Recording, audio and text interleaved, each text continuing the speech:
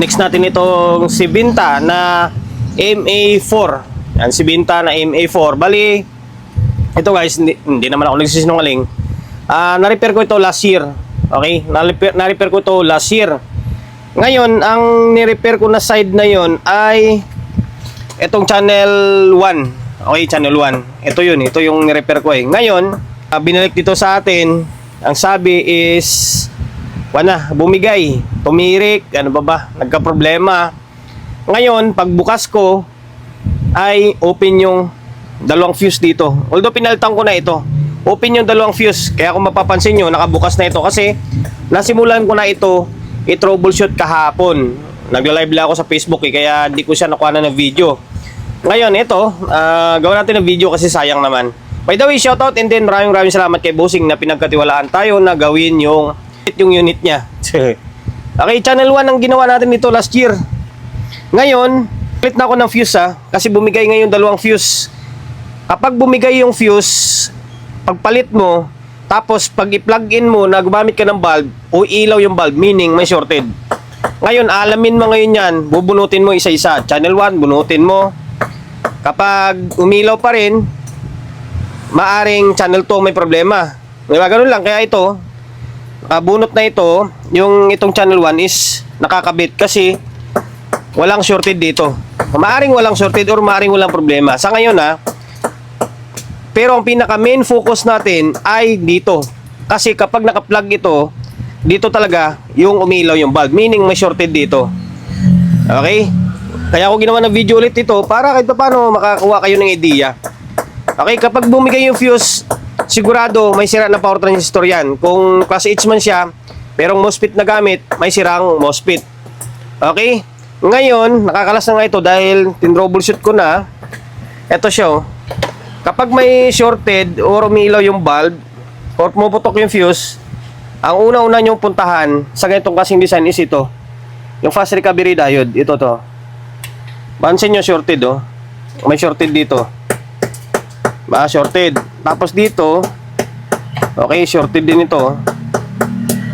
Meaning, may problema na sira na power transistor dito. Ngayon, ang alamin natin kung saan banda or ilang piraso yung sira na transistor. Sa diskarte naman na ganito, hindi mo na kailangan itong kalasin yung board.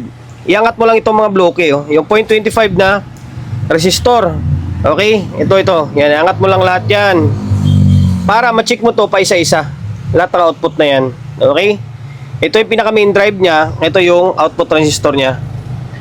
Ngayon, angat ko muna itong mga bloke. Naangat ko na yung mga bloke. Meron ako nakitang sira. Magkaya pares sila. Ito yung isa. Tapos, yung isa is andito. Yung nalagyan ko ng ikis. Ayan, ito to. Ngayon, check natin. Naka 100 X100 lang ako. Okay. Ngayon, ito siya shorted. Ito. Pansinin nyo. And shorted to.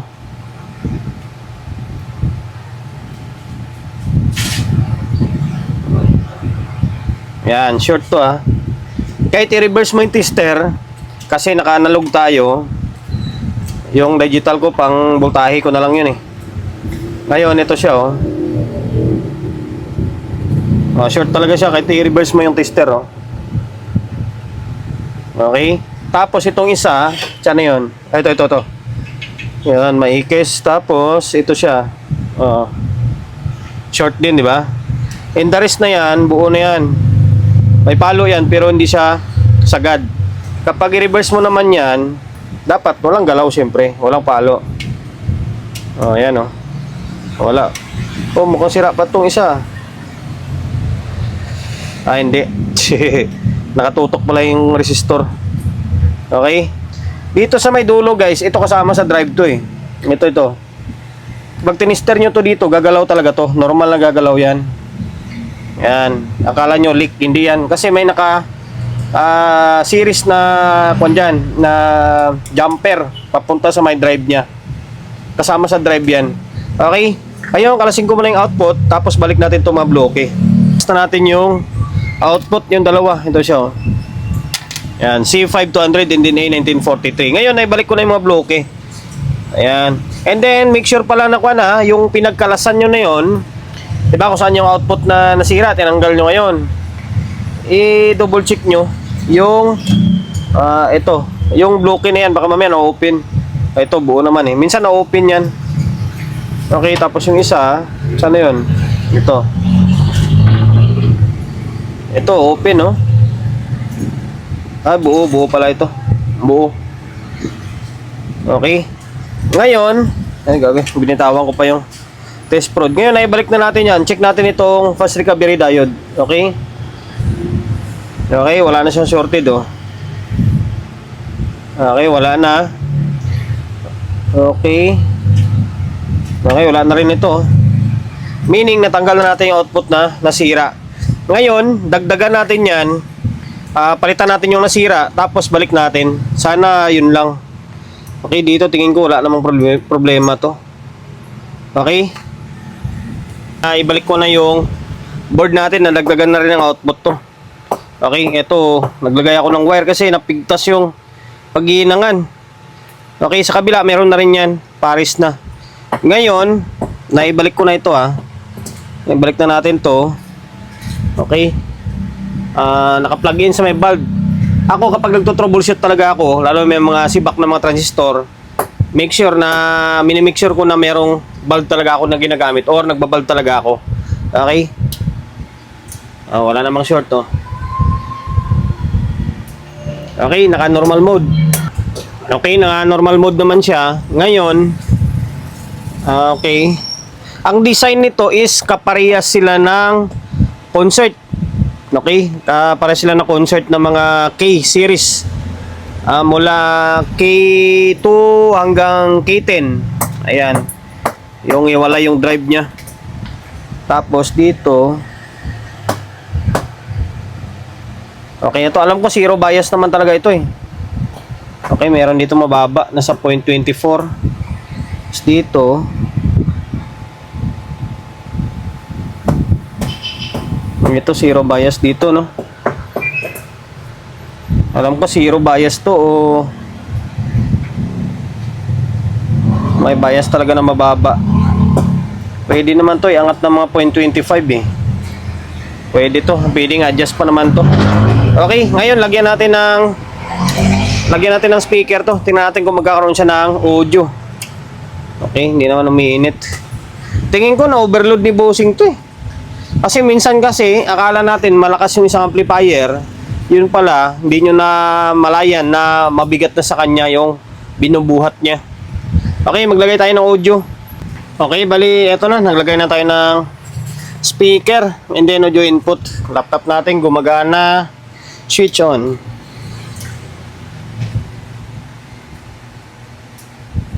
Okay, parang isa lang yung relay na narinig ko. Okay, channel 1 working. May audio siya, hindi siya ganun kalakas.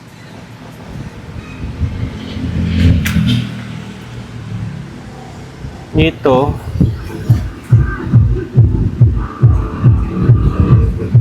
Okay, meron. Dito wala Parang walang audio dito We'll check natin. Tapos hindi ko narinig na nagre-relay ito. Parang hindi siya nagre-relay. Ayan.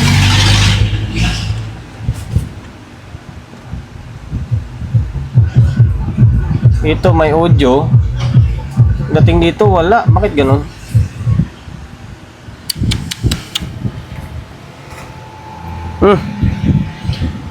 Parang pigtas itong control nangyari man.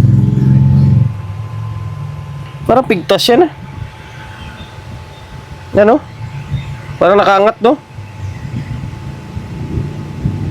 Okay, double check ko. Tapos parang hindi siya nagre-relay. Nga ulit. Parang hindi talaga nagre-relay ito Double check ko muna yung itong control. Bakit ganun? Kung nakakabit siya o hindi. Ayun, nakakabit naman pala eh. May wire siya. Meron. Nakakabit pala ito. May nakatusok na wire. Okay, meaning meron. Nakapagtataka, bakit hindi siya nag-relay? Double check ko muna tong sa may relay section niya. Bakit hindi siya nag-relay? Hindi ko narinig. Ulit.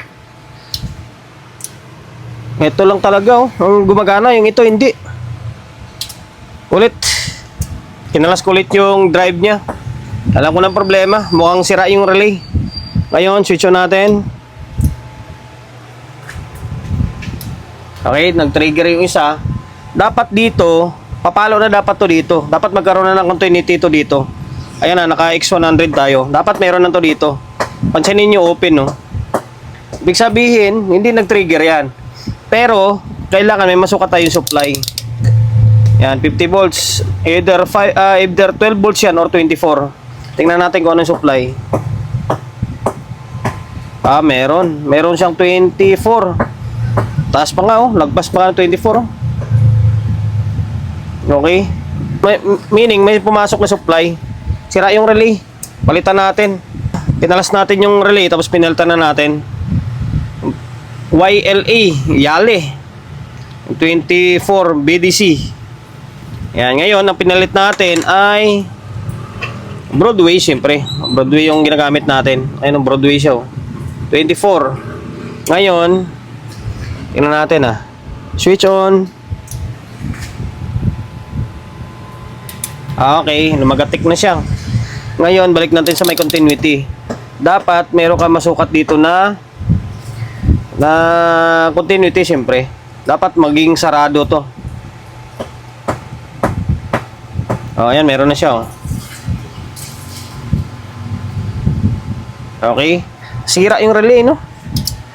Ngayon, balik natin tong board. Tapos, testing natin ulit.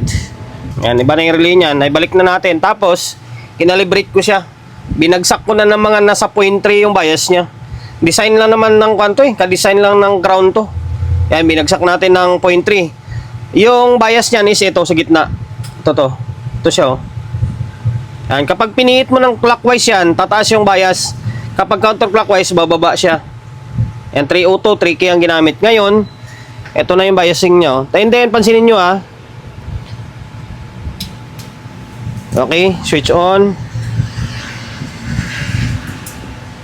Okay, ngayon, ito yung biasing niya. Kanina, hindi siya umabot ng 0.25. Yung kabila na yan, i-adjust ko pa yan. Itataas natin ng konti. Sobrang hina ng tulog niya. Okay, ito yung magiging biasing nyo. Ayan, nasa 0.25. Around nasa 0.26. Kapag sinukat mo sa digital yan, mga nasa 0.3 yan. Natamad ako maglabas ang digital ko eh. Okay? Ito lang yung pipitin nyo. Clockwise kayo. Clockwise siya, magtataas. Kapag counterclockwise pabalik, bababa yung bias niya. Okay, na-adjust ko na. Ayan, pwede na yan. Mas maganda yung tunog niyan. Sa may concert nga, maabot nga ng maabot nga ng kulang-kulang 0.5 eh. Nasa 0.4 yung concert eh. Malakas pero medyo mainit. Ang ginagawa ko rin, binababaan ko naman din yun. Ito, halos zero bias to. Adjust natin to. Itaas natin konti. Pitin lang natin yung trimmer. Naibalik ko na yung board ng channel 2. Ang tornilyo na nga to. Ito naman yung kinalas natin. Ngayon, kinalibrate ko na rin ito. Pasensya na kung di ko pinapakita. Basta counterclockwise kayo. Pihit. Huwag clockwise. Okay? Kapag i-clockwise mo, bababa. Kapag counterclockwise, tataas. Ngayon,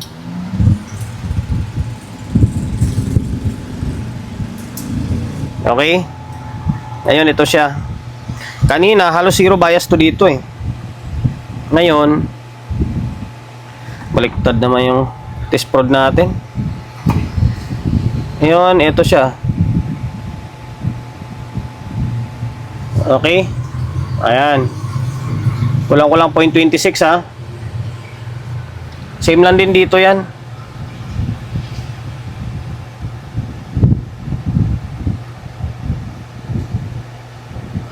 Ang galaw na yung tester ko eh. Ayan oh. Okay. Pantay na. Pihit-pihit lang Ngayon, kabit natin yung speaker. Okay. Naka-play pa rin yan.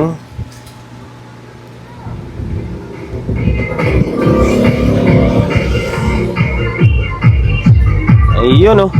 Yung channel to may audio na. Ayun, oh.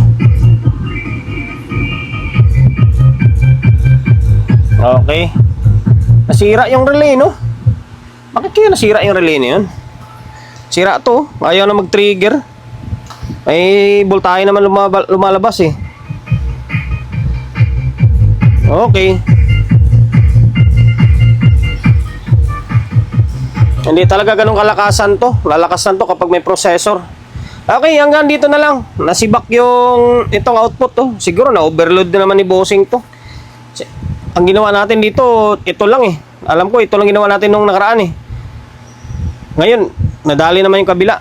Okay, hanggang dito na lang. Sana nakapagbigay ideya ulit tayo kung paano mag-troubleshoot ng itong klaseng unit. Sebenta na MA4 na sibak yung fuse. Kapag sibak yung fuse, sira yung power transistor. Ngayon, kung paano mag-step by step na yon, sundan nyo na lang yung video natin. And then, kung paano mag-calibrate ng biasing. Counterclockwise, bababa siya. Kapag clockwise, tataas yung bias niya. Okay?